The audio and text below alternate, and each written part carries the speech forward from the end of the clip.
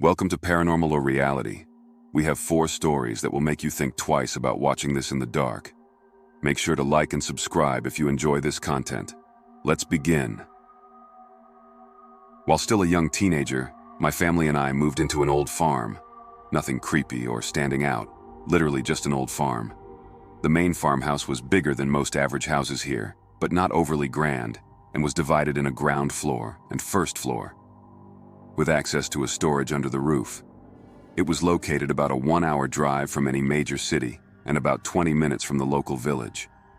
When we first moved in, the plan was that my little brother, 5 years younger, and myself would have to share the first floor by ourselves. It had everything we could need: a living room, playroom, 3 bedrooms, toilet, bath, and a semi-long hallway. Ground floor had the kitchen area, great living room, dining room, an office area, and a master bedroom connected to toilet bath. My father was a great no-nonsense type of man.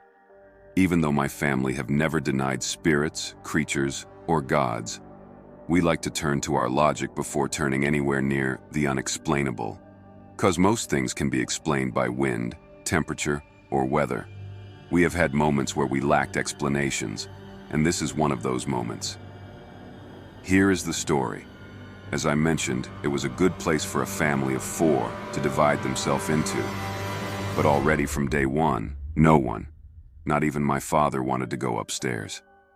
When you stood at the stairs and looked up, you just felt unwelcome, like you were in the wrong part of town kind of feeling. At first, my brother and I went up there, but we couldn't be there for more than a few minutes without running back downstairs, like someone was after us. So, despite the whole first floor being empty, we would rather stay in the office and sleep on our makeshift beds. My parents didn't even want to use the first floor for boxes. They were all just piled up against the wall in the office and living room.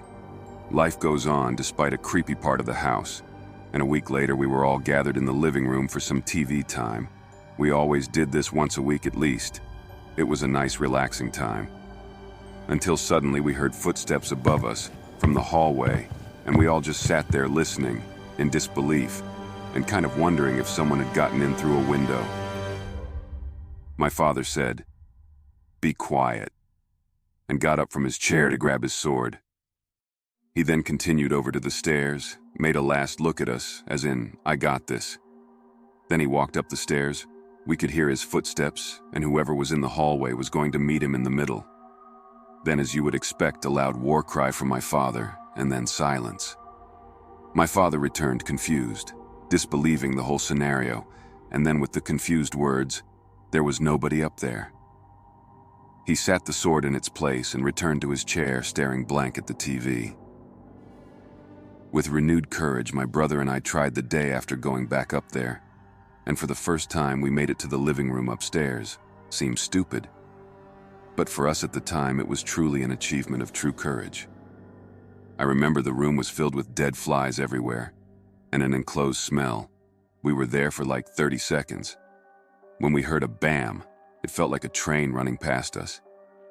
Then it hit me right in the chest, and we just ran screaming back downstairs to our parents, who was running to us thinking someone had broken in. They had heard the bam too.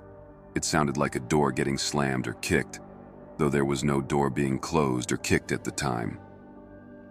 My father this time walked upstairs and shouted something like, "Anyone here living or dead?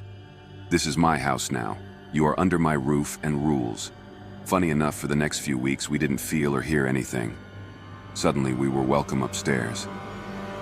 My brother and I started to use upstairs a little, still sleeping in the office, but we were just glad to not get hunted back downstairs when we were up there. We even cleaned the playroom and moved some Legos and stuff up there. I don't remember why, but one day, I had to be home alone. Done it many times, just not at that place. And it had never been a problem. That day I would be home alone for only a few hours, so I sat down in the living room, watching TV to pass the time. Then I heard footsteps from upstairs, walking towards the stairs.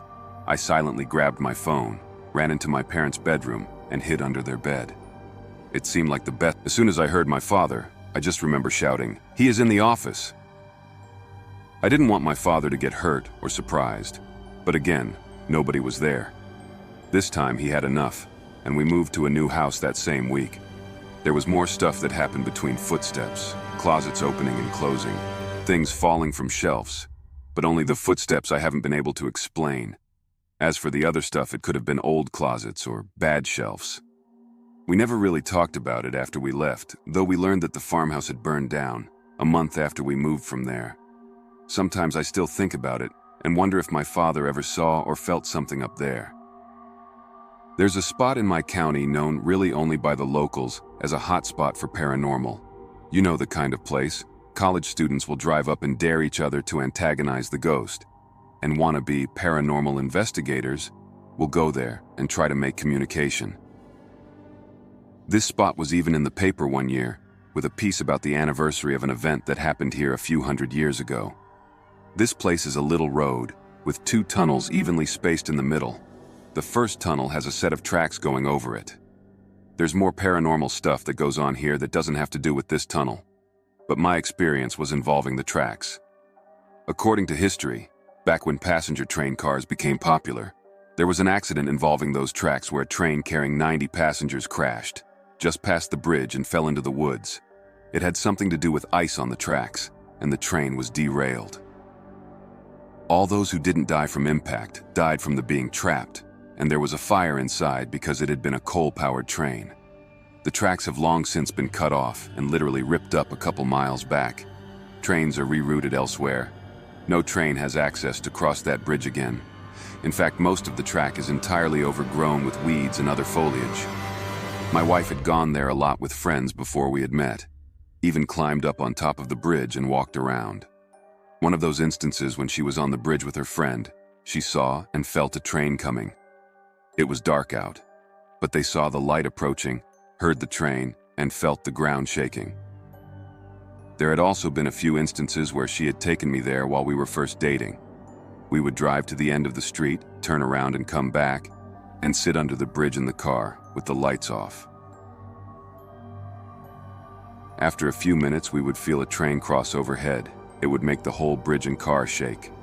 The last time we had gone, we did the same thing, but instead of pulling under the bridge, we parked just before it and shut the car off.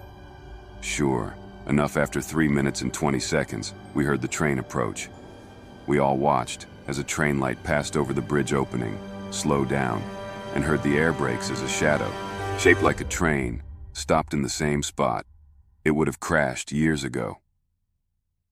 I find it important to reiterate right now that there is no way a train could have been on those tracks for any reason. It wasn't a track maintenance person or anything. Nothing goes on those tracks. There's definitely no reason for a train to stop over the bridge the way that it did. We always went at different times. It wasn't always dark, but it was never at a specific time. So it's unlikely we were going during a time that a train would pass. Like I said before, those tracks were removed a long time ago. I still kick myself to this day for not recording it. This is my dad's story. It's something he experienced as a young boy in Mexico City.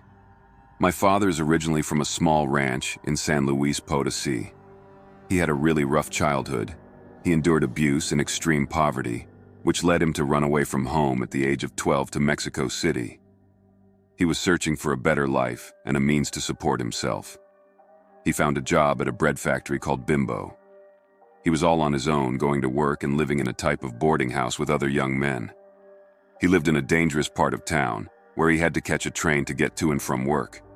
He had to cross a long road, infamous for its deaths and kidnappings. One night after getting out late from Bimbo, he was really tired and had to cross this dangerous road in order to get to his train. Before starting his journey, an older woman warned him about the dangers he may encounter. She reminded him of the murders and the kidnappings. My dad was really tired and just wanted to get home. He told her he was going to walk down the road, regardless of the uncertainties. As he started walking, he met up with a man and his young son. My dad thought to himself, how odd for a father to have his boy walking with him this late at night.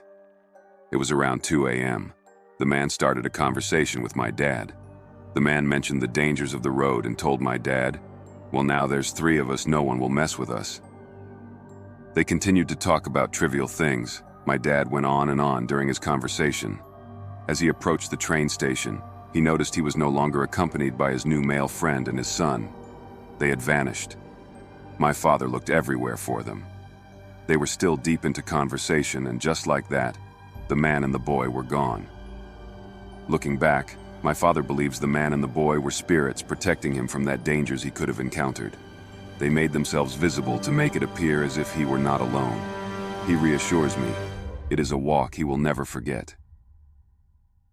This particular town in Saskatchewan is often mistaken for its namesake in the United States, specifically St. Louis.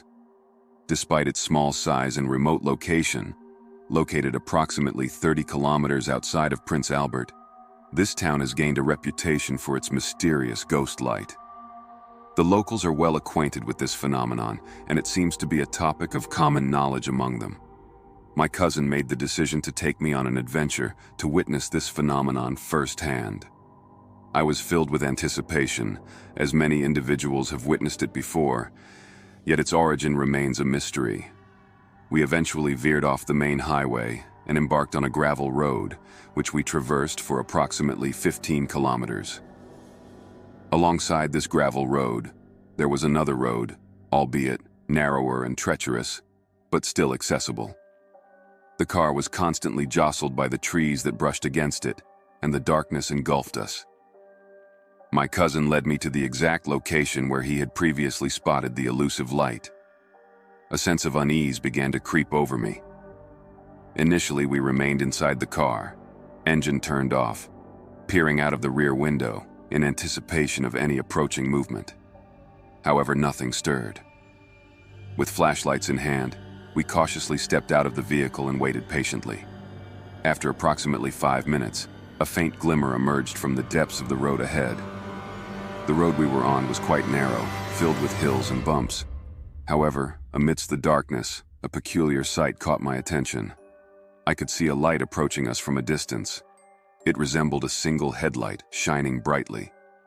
The strange thing about this light was that it would intermittently appear and then vanish, almost as if someone was walking down the road with a lantern.